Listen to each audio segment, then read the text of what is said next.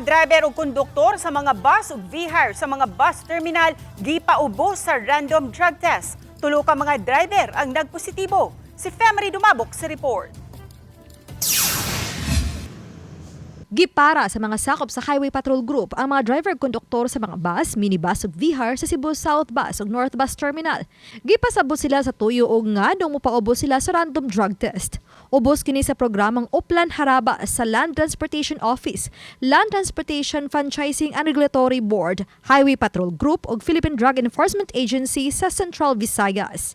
Kabahin kini sa ilang kampanya sa pagsiguro nga walay mga driver nga magmaneho sa mga bus paseroan ug VHAR nga ubos sa impluwensya sa illegal nga drogas. Gihimo kini sa Cebu South Bus ug North Bus Terminal. Ang goal nato ani nga ma-maintain ang ka drug free sa mga bus drivers nato, considering sila baya ang kuan kana ang public transport nato very important na very critical sa safety sa atong mga passengers. Wala hinoy pagdumili ang kadaghanan sa mga bus driver sa pagpaubos sa drug test. O yun ko ma'am, kaya wala may gamit og droga.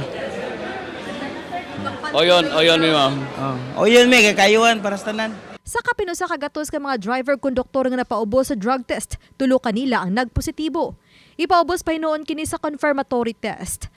Apan matod sa PDEA 7 ug LTFRB 7 nga ang mga nagpositibo sa drug test nga mga driver kumpiskahon ang ilang mga lisensya ug di gyud una tugutan nga makadrive. Mga positive, ang license na jurisdiction sa LTO, ilan ang i-confiscate na sila corresponding nga mga penalties. Unya, sa part sa LTFRB, among isumon ng operator. The part sa ato naman, ato na advisean nga magpakuan sila rehabilitation. Samtang matod sa LTFRB 7 nga nisusi usab sila sa mga bus paseroan kun dili ba dipiktuso.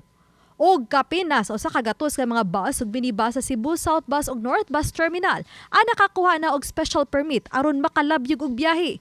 Gisugdan sa miaging semana ang pagdawat sa LTFRB sa mga application sa mga mokuha og special permit aron makalabyog og biyahe sa mga lugar nga daghan ang pasahero o gawas na sa ilang ruta. Oban ni Cleofer Lumayag, Femery Dumabok.